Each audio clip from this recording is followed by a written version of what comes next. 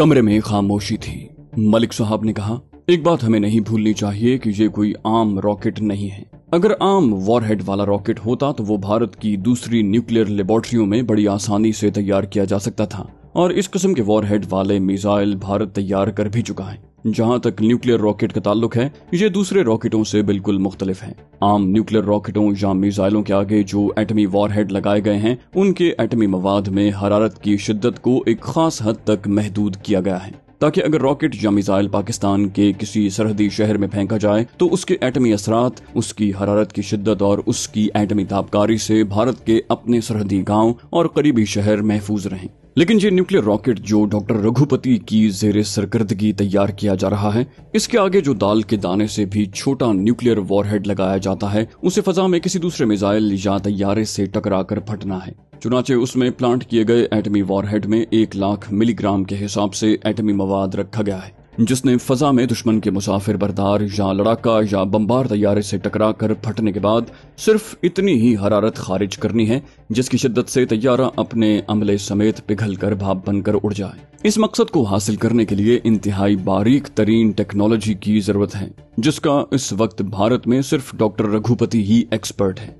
चुनाचे अगर भारत की वजारत दिफा की टॉप सीक्रेट फाइल में फॉर्मूला तहरीरी शक्ल में मौजूद भी होगा तो डॉक्टर रघुपति की हलाकत के बाद वो कम से कम इतनी मुद्दत तक जरूर बेकार हो जाएगा जब तक कि भारत की हुकूमत डॉक्टर रघुपति जैसा कोई दूसरा साइंसदान पैदा नहीं करती। और इस काम को साल भी लग सकता है और 2 साल भी लग सकते हैं। अगर हमें इतनी मुद्दत मिल जाती है तो हम भी इस रॉकेट के जवाब में न्यूक्लियर रॉकेट इजाद कर सकते हैं। अब तुम समझ गए होगे कि उस साइंसदान डॉक्टर रघुपति को खत्म करना क्यों जरूरी है। इमरान ने आहिस्ता से कहा, मैं इस पॉइंट को अच्छी तरह से समझ गया हूँ। आपके ख्याल में हमारी इंटेलिजेंस कितनी मुद्दत तक डॉक्टर रघुपति के खुफिया ठिकाने का सुराग लगा लेगी? मलिक साहब कहने लगे, इस बारे में कुछ नहीं कहा जा सकता, लेकिन इतना मुझे अंदाजा है कि इस मिशन में 1 माह से ज्यादा वक्त नहीं लगेगा। इमरान ने कहा, अगर मुझे डॉक्टर रघुपति के खुफिया ठिकाने की खबर मिल जाती है तो मैं उसे जिंदा नहीं छोड़ूंगा, चाहे मुझे अपने सीने पर बम बांधकर उसके साथ टकराना ही क्यों न पड़े। सत्तार साहब और मलिक साहब मुस्कुराए। मलिक साहब ने कहा, हम तुम्हारे हुब्बुल वतनी के इस जज्बे को कदर की निगाह से देखते हैं। उसके बाद इमरान ने अपने देरीना साथी कमांडो जिब्रान के ज़िमन में पूछा कि उसके बारे में आपकी रिपोर्ट क्या है। इस्लाम के बहादुर जर्नैल हजरत खालिद बिन वलीद रज़ियल्लाहु अन्हु की दास्तान सुनने के लिए आप हमारे चैनल सिरात को सब्सक्राइब कीजिए। इंशाल्लाह आपकी दुआएं साथ रहीं तो ये सिलसिला ऐसे ही चलता रहेगा। और हमारी हौसला अफजाई के लिए आप हमारी वीडियो को लाइक और शेयर जरूर कीजिए। कॉमेंट करके बताइए कि आपको हमारी वीडियोस कैसी लगी। मलिक साहब ने अफसोस के साथ नफी में सर हिलाते हुए कहा, हमें अफसोस है कि कमांडो जिब्रान जिंदा नहीं बचे। प्रोजेक्ट की तबाही में वो भी शहीद हो गए। इमरान ने पूछा, क्या ये तस्दीक शुदा रिपोर्ट है? मलिक साहब बोले, हमारी कोई रिपोर्ट गैर तस्दीक शुदा नहीं होती। अगर ऐसा हो जाए तो हमारी इंटेलिजेंस कोई काम नहीं कर सकती। इमरान पूछना चाहता था कि उनकी इंटेलिजेंस को कैसे पता चला कि जिब्रान शहीद हो गया है, लेकिन उसने न पूछा। आखिर में मलिक साहब कहने लगे, मैं अब चलता हूँ। डॉक्टर रघुपति के खुफिया ठिकाने के सिलसिले में हमें जैसे ही इंटेलिजेंस ने बताया, मैं उसी वक्त तुम्हें आकर बता दूंगा। मैं चाहता हूं कि तुम इस दौरान बंबई से कहीं बाहर न जाओ तो अच्छा है, क्योंकि हमारे आदमी बड़ी सरगर्मी से लगे हुए हैं। वो किसी वक्त भी उस शख्स के बारे में कुछ बता सकते हैं। मलिक साहब इमरान से हाथ मिलाकर चले गए। उनके जाने के बाद सत्तार साहब ने कहा, जिब्रान का मुझे अफसोस है, मगर इस बात की खुशी है कि उसने शहादत का दर्जा पाया। इमरान ने कोई जवाब न दिया। जिब्रान के बिछड़ जाने के बाद उसे अपनी जिंदगी में एक खला सा महसूस होने लगा था, लेकिन जिस मिशन पर वो निकले हुए थे वहाँ ऐसा किसी के साथ कभी भी हो सकता है। सत्तार साहब कहने लगे, तुम्हें यहाँ किसी किस्म की तकलीफ नहीं होगी, सिर्फ इतना करना कि दिन के वक्त रेस्ट हाउस से बाहर न निकलना। जयगढ़ घाट का वाकया बम्बई से ज्यादा दूर पेश नहीं आया, इसलिए यकीनी तौर पर बम्बई की CID शहर में सरगर्म हो गई होगी। हाँ, रात के वक्त तुम बाहर निकल कर टहल लिया करना। इमरान को महसूस हुआ कि वो हवा में मुअल्लक होकर रह गया है, मगर ये हालात का तकाजा था। दिन के वक्त वो रेस्ट हाउस वाले अपने कमरे में, जो उसकी ख्वाबगाह भी था, अखबार, कुतुब और रिसाले वगैरह पढ़ता और टेलीविजन देखता रहता। रात को खाने के बाद रेस्ट हाउस के पीछे जो छोटा सा बाग था वहाँ जाकर चहलकदमी कर लेता। एक रोज वो शाम के वक्त ही खाना खाकर बाग में आकर दरख्तों के दरमियान एक खाली सी जगह पर टहलने लगा। अभी सूरज गुरूब नहीं हुआ था, दिन की रोशनी बाकी थी। टहलते टहलते वो उस तरफ निकल गया जहाँ दरख्तों के झुंड थे। ये इलाका बम्बई के शहर के मज़ाफ़ात में था और वहाँ बम्बई शहर का शोरगुल बिल्कुल नहीं था। एक सड़क थी जो रेस्ट हाउस से दूर थी। आसपास भी कोई बंगला वगैरह नहीं था। कुछ फासले पर ऊंचे ऊंचे रिहायशी फ्लैट्स थे। عمران ان درختوں کے نیچے جا کر ایک جگہ بیٹھ گیا اور جبران کے متعلق سوچنے لگا۔ وہ یہی سوچ رہا تھا کہ ہو سکتا ہے ان لوگوں کی انٹیلیجنس کی رپورٹ غلط ہو اور جبران دھماکوں سے پہلے وہاں سے بچ نکلنے میں کامیاب ہو گیا ہو۔ پھر سوچتا کہ وہ کیسے فرار ہو سکتا تھا۔ کمانڈو پولیس کے سپاہی اس کی آنکھوں کے سامنے اسے گرفتار کر کے بیرک میں لے گئے تھے۔ وہ انہی خیالات میں گم تھا کہ اسے کسی لڑکی کی ہلکی سی چیخ سنائی تھی۔ اس نے چونک کر اس طرف دیکھا جس طرف سے آواز آئی تھی۔ اس نے غروب ہوتے سورج کی روشنی میں دیکھا کہ دو آدمی ایک لڑکی کو جس نے پتلون اور ٹی شرٹ پہنی ہوئی تھی زبردستی پکڑ کر گھسیٹ رہے تھے۔ عمران کے حالات اسے اس بات کی اجازت نہیں دیتے تھے کہ وہ اس لڑکی کی مدد کے لیے دوڑتا، مگر لڑکی کو دیکھ کر اس کی انسانی ہمدردی کا جذبہ بیدار ہو گیا۔ وہ بے اختیار ہو کر اٹھا اور لڑکی کو بچانے کے لیے دوڑ پڑا۔ دونوں آدمی غنڈے لگتے تھے۔ لڑکی کی کتابیں زمین پر گری ہوئی تھیں اور غنڈے اسے گھسیٹ رہے تھے۔ عمران نے جاتے ہی ایک غنڈے کی گردن میں بازو ڈال کر اسے پیچھے کھینچ کر گرا دیا اور دوسرے غنڈے کو اتنی زور سے تھپڑ مارا کہ وہ تیورا کر گر پڑا۔ دونوں غنڈے غضبناک ہو کر اٹھے اور انہوں نے عمران پر بیک وقت حملہ کر دیا۔ ایک غنڈے نے چاقو نکال لیا، مگر انہیں معلوم نہیں تھا کہ ان کا مقابلہ کسی عام آدمی سے نہیں بلکہ ایک خطرناک قسم کے کمانڈو سے ہے۔ عمران نے سب سے پہلے چاقو والے غنڈے کی کوہنی کے نیچے اتنی زور سے الٹا ہاتھ مارا کہ نہ صرف چاقو اس کے ہاتھ سے اچھل کر دور جا گرا بلکہ اس کی کوہنی بھی شاید ٹوٹ گئی۔ وہ غنڈا کوہنی پکڑ کر ایک طرف کو بھاگ گیا۔ دوسرے غنڈے نے اپنے ساتھی کو بھاگتے دیکھا تو اس نے بھی دوڑ لگا دی۔ لڑکی سہمی ہوئی ایک طرف کھڑی تھی۔ عمران نے 3-4 قدم پیچھے جا کر اس کی کتابیں اٹھائیں اور انہیں جھاڑ کر لڑکی کے حوالے کرتے ہوئے کہا، شام کے وقت اس طرف سے نہ نکلا کرو تو اچھا ہے۔ لڑکی عمران کا شکریہ ادا کرنے لگی۔ وہ اس کی بہادری سے بڑی متاثر ہوئی۔ کہنے لگی، میں روز شام کو یہاں پڑھنے آتی ہوں، ہم سامنے والی بلڈنگ میں رہتے ہیں، میرا نام کارمن ہے، میں کالج میں پڑھتی ہوں، ہمارے فلیٹوں میں شور و غل ہوتا ہے اس لیے میں پڑھائی کرنے یہاں جاتی ہوں۔ آپ کہاں رہتے ہیں؟ عمران نے کہا، میں یہاں سے بہت دور گیٹ وے آف انڈیا کے پاس رہتا ہوں، ادھر ایک دوست سے ملنے آیا تھا، وہ گھر پر نہیں تھا، میں اس باغ میں تھوڑی دیر آرام کرنے کے لیے بیٹھ گیا تھا۔ کارمن کی عمر 20-22 سال کی تھی، رنگ گورا اور بال گہرے سنہری رنگ کے تھے، چہرہ بڑا شگفتہ اور آنکھیں چمکیلی تھی، وہ واقعی بڑی خوبصورت تھی۔ عمران کے پاس اس قسم کی باتوں کے لیے نہ تو وقت تھا اور نہ یہ اس کا مسلک تھا۔ اس نے کہا، اچھا میں جاتا ہوں، تم بھی اپنے گھر چلی جاؤ اور شام کو یہاں نہ ہی آؤ تو بہتر ہے۔ کارمن نے مسکراتے ہوئے عمران سے ہاتھ ملا کر اس کا شکریہ ادا کیا اور دور سے نظر آنے والی اونچی عمارتوں کی جانب چل دی۔ عمران اسے جاتے دیکھ رہا تھا کہ اچانک لڑکی نے مڑ کر اسے دیکھا اور مسکرا کر ہاتھ ہلایا اور تیز تیز قدم اٹھاتی چلی گئی۔ عمران بھی جلدی سے باغ سے باہر نکلا اور سیدھے راستے سے ریسٹ ہاؤس کی طرف جانے کے بجائے دوسری طرف سے ایک چکر لگا کر وہاں آیا۔ دوسرے دن وہ اس طرف ٹہلنے نہ گیا۔ تیسرے دن وہ شام کا اندھیرا ہو جانے کے بعد باغ میں ٹہلنے کے لیے گیا تو اسے اسی جگہ درختوں کے نیچے بینچ پر کوئی انسان بیٹھا دکھائی دیا۔ ہلکے ہلکے اندھیرے کی وجہ سے وہ اسے پہچان نہ سکا۔ وہ خود بھی اس طرف نہ گیا اور درختوں کی دوسری جانب چھوٹی سی پگڈنڈی پر ٹہلنے لگا۔ اچانک پیچھے سے کسی نے آواز دی، سر، یہ عورت کی آواز تھی۔ عمران نے رک کر پیچھے دیکھا تو اس سے چند قدموں کے فاصلے پر وہی لڑکی کارمن کھڑی تھی۔ اس کے ہاتھوں میں کتابیں تھیں۔ اندھیرے میں اس کا گورا چہرہ غروب ہوتے چاند کی طرح معلوم ہو رہا تھا۔ لڑکی عمران کے قریب آ گئی۔ وہ مسکرا رہی تھی، کہنے لگی، سر آپ کو دیکھ کر بڑی خوشی ہوئی ہے، کیا آپ اکثر ادھر آتے رہتے ہیں؟ عمران نے کہا، پہلے تم یہ بتاؤ کہ میں نے تمہیں شام کو آنے کے لیے منع کیا تھا، پھر تم کیوں اس طرف آ گئے ہو؟ اور اب تو شام کا اندھیرا بھی گہرا ہو گیا ہے۔ کارمن نے مسکراتے ہوئے کہا، سر غلطی ہو گئی، لیکن سر مجھے معلوم تھا کہ آپ اس طرف آئیں گے اس لیے میں بھی آ گئی۔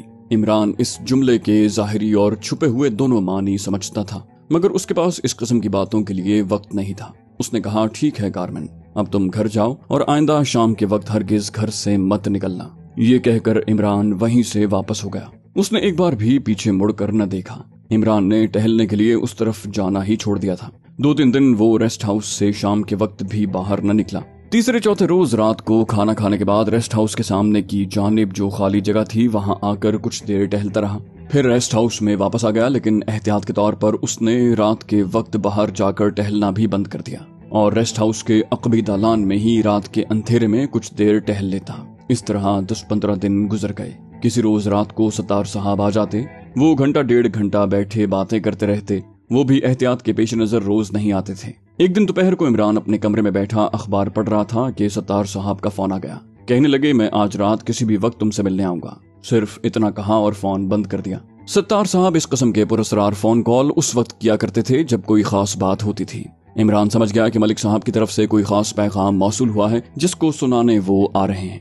रात के 10:15 बज रहे थे कि सत्तार साहब की गाड़ी खामोशी से रेस्ट हाउस में दाखिल हुई। दरवाजा बंद करने की आवाज सुनकर इमरान ने ख्वाबगाह का पर्दा हटाकर बाहर देखा तो सत्तार साहब कार का दरवाजा बंद करके चले आ रहे थे। वो सीधे इमरान के बेडरूम में आ गए। कहने लगे, मलिक साहब का पैगाम आया है, वो कल रात को तुम्हारे पास आ रहे हैं, तुम टहलने के लिए मत जाना। इमरान ने कहा, मेरा ख्याल है कि उनकी इंटेलिजेंस ने डॉक्टर रघुपति का सुराग लगा लिया है। सत्तार साहब बोले, मेरा भी यही ख्याल है। इमरान ने कहा, मैं तो अब टहलने के लिए रात को भी नहीं निकलता। सत्तार साहब कुछ देर बैठे, एक सिगरेट पिया और चले गए। दूसरी रात वो मलिक साहब के साथ ही आए। मलिक साहब इमरान के सामने सोफे पर बैठ गए। कहने लगे, उस डॉक्टर रघुपति का पता चल गया है। हमारी इत्तला के मुताबिक उसे भारत की वजारत दिफा ने शिमला हिल स्टेशन में किसी खुफिया जगह पर छुपा दिया है, जहां उसने अपने न्यूक्लियर फॉर्मूले पर दोबारा काम शुरू कर दिया है। किस जगह पर उसे छुपाया हुआ है इसका सुराग नहीं मिल सका। ये सुराग तुम्हें खुद वहां जाकर लगाना होगा। क्या तुम इस मुहिम का बोझ उठाने के लिए तैयार हो? इमरान ने कहा, मैं दिलो जान से तैयार हूँ, लेकिन मैं सिर्फ इतना जानना चाहूंगा कि क्या वहाँ कोई ऐसा खुफिया ठिकाना मिल सकेगा जहाँ मैं खुद अपने आप को छुपा सकूं, क्योंकि सिर्फ जंगल में छुप कर बैठे रहने से काम नहीं चल सकता। मलिक साहब कहने लगे, शिमला हिल स्टेशन में हमारे जराए मौजूद हैं। वहाँ हमारा एक कश्मीरी मुजाहिद तुम्हारी जितनी भी मदद कर सकता है करेगा। तुम्हें उसका एड्रेस और उसकी फोटो और उसके साथ अपना तारुफ करवाने का खुफिया कोड वर्ड बता दिया जाएगा। इमरान ने कहा, बस मुझे वहाँ सिर्फ सर छुपाने की थोड़ी सी जगह मिलनी चाहिए, बाकी सारा काम, सारी जासूसी मैं खुद कर लूंगा। मलिक साहब बोले, ये कश्मीरी मुजाहिद एक मुद्दत से वहाँ रह रहा है और उसका ऊपर के तबके से मिलना जुलना है। उसका बिजनेस ऐसा है कि उसे अपर क्लास के लोगों से मिलते रहना पड़ता है। उसके बाद मलिक साहब ने इमरान को उस कश्मीरी मुजाहिद का नाम बताया जो हम यहाँ नहीं लिखेंगे। उसका फर्जी नाम फिरोज रख लेते हैं। मलिक साहब ने इमरान को फिरोज का फोटो दिखाया। ये एक खुश शक्ल दरमियानी उम्र का कश्मीरी था। मलिक साहब ने इमरान को वो खुफिया कोड वर्ड भी बता दिया जो इमरान को कश्मीरी मुजाहिद फिरोज के आगे जाकर अपनी शनाख्त की खातिर बोलना है, और उसके जवाब में फिरोज ने जो खुफिया अल्फाज में जवाब देना था वो भी इमरान को बता दिया गया। कमांडो इमरान ने कश्मीरी मुजाहिद फिरोज की फोटो को बड़े गौर से देखकर मलिक साहब को वापस कर दिया। खुफिया अल्फाज को 3-4 बार दोहरा कर अच्छी तरह से याद कर लिया तो मलिक साहब बोले, तुम्हें कल शाम को बंबई से शिमले की तरफ रवाना हो जाना चाहिए, क्या तुम तैयार हो? इमरान ने कहा, क्यों नहीं, मैं बिल्कुल तैयार हूँ।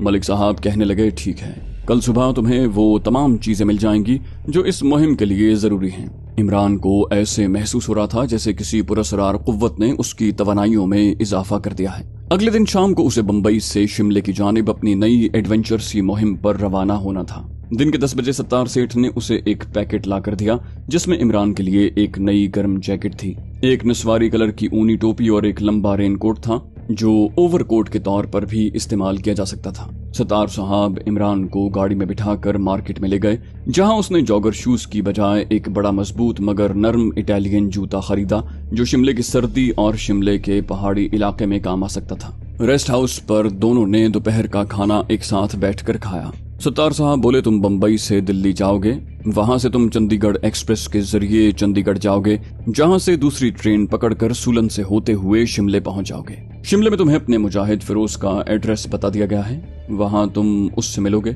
उसे तुम्हारे मिशन के बारे में आज रात खुफिया राब्ते से ब्रीफ कर दिया जाएगा। उसके बाद तुम्हारा सबसे पहला काम डॉक्टर रघुपति का खोज लगाना होगा कि इंडियन डिफेंस मिनिस्ट्री ने उसे शिमले में किस जगह छुपा कर रखा है। सुराग लगाने के बाद तुम्हें उसके करीब पहुंचने की कोशिश करनी होगी, क्योंकि जाहिर है डॉक्टर रघुपति इस वक्त भारत सरकार के लिए बड़ी कीमती और नायाब शय की हैसियत इख्तियार कर गया है और हुकूमत की जानिब से उसकी सिक्योरिटी का बड़ा जबरदस्त इंतजाम किया गया होगा। तुम्हें सिक्योरिटी की तमाम रुकावटों को दूर करते हुए डॉक्टर रघुपति के सिर्फ करीब ही नहीं पहुंचना होगा, बल्कि उसे पहली फुर्सत में हलाक कर देना होगा। यही तुम्हारा मिशन है। मेरा ख्याल है तुम जैसे तजुर्बाकार और मुहिब्बे वतन कमांडो को मजीद कुछ बताने की जरूरत नहीं। कमांडो इमरान खामोश रहा, सिर्फ उसने आहिस्ता से सर हिला दिया, जैसे कह रहा हो कि हाँ, मैं जानता हूँ कि मेरे मिशन की क्या अहमियत है और मुझे क्या करना है। शाम को वो सत्तार सेठ की गाड़ी में बैठकर, जिसे सत्तार सेठ खुद चला रहे थे, बंबई स्टेशन की तरफ चल पड़ा। स्टेशन से थोड़ा पहले सत्तार सेठ ने एक तरफ अंधेरे में गाड़ी खड़ी करके इमरान से कहा, तुम जानते हो तुम्हें क्या करना है, अब खुदा हाफिज। इमरान ने अपना छोटा अटैची केस हाथ में पकड़ा और गाड़ी से निकलकर लंबे लंबे डग भरता बंबई के स्टेशन की इमारत की तरफ बढ़ा जो उससे चंद कदमों के फासले पर ही थी। अटैची केस में उसके गर्म कपड़े और कुछ छोटी छोटी जरूरत की चीजें थीं। ایک خاص رقم ستار صاحب نے عمران کو دے دی جو شملے تک اس کی ضروریات سے بہت زیادہ تھی۔ بمبئی سے دلی تک عمران نے احتیاط کے طور پر سیکنڈ کلاس کا ٹکٹ لے لیا تھا۔ دلی تک کا سفر معمول کے مطابق خیریت سے کٹ گیا۔ وہاں سے اسے چندی گڑھ ایکسپریس پکڑنی تھی۔ معلوم ہوا کہ یہ گاڑی صبح منہ اندھیرے چلتی ہے۔ Imran second class waiting room میں آ کر بیٹھ گیا۔ کھانا اس نے سیکنڈ کلاس کے ریفریشمنٹ روم میں کھایا اور ویٹنگ روم میں آ کر ایک بیت کے بینچ پر لیٹ گیا۔ کچھ دیر کے بعد اسے نیند آ گئی۔ اس نے ایک قلی کو کہہ دیا تھا کہ وہ چندی گڑھ کی گاڑی کے ٹائم پر اسے جگا دے۔ چنانچہ اس نے عمران کو منہ اندھیرے آ کر جگا دیا۔ سیکنڈ کلاس کے ویٹنگ روم میں چندی گڑھ جانے والے کئی دوسرے مسافر بھی سو رہے تھے۔ وہ بھی اٹھ بیٹھے اور اپنا اپنا سامان پیک کرنے لگے۔ چندی گڑھ ایکسپریس پلیٹ فارم پر آ کر لگ چکی تھی۔ یہ ٹرین دلی ہی سے تیار ہوتی تھی۔ ٹھیک وقت پر ٹرین چل پڑی۔ چندی گڑھ بھی آ گیا۔ یہ بھارتی پنجاب کا صدر مقام تھا۔ بڑے پرفضا پہاڑی مقام پر بنایا گیا تھا۔ یہاں سے چھوٹی لائن شملے سولن تک جاتی تھی۔ عمران شملے جانے والی گاڑی میں بیٹھ گیا۔ ٹرین چل پڑی۔ سارے کا سارا پہاڑی علاقے کا سفر تھا۔ ٹرین بڑی کشادہ اور خوبصورت وادیوں میں سے گزر رہی تھی۔ رفتار زیادہ نہیں تھی۔ ایک جگہ پہنچ کر اس کے پیچھے بھی ایک انجن لگا دیا گیا کیونکہ آگے شملے کی چڑھائی تھی۔ موسم بھی بدل گیا تھا۔ میدانی علاقوں میں گرمی تھی لیکن شملے کے علاقے میں موسم ٹھنڈا تھا۔ دن کے 10 ساڑھے 10 بجے عمران شملے پہنچا۔ اپنے کشمیری مجاہد فیروز کا ایڈریس اس نے زبانی یاد کر لیا تھا۔ وہ اس ایڈریس پر ایک آٹو رکشے میں پہنچ گیا۔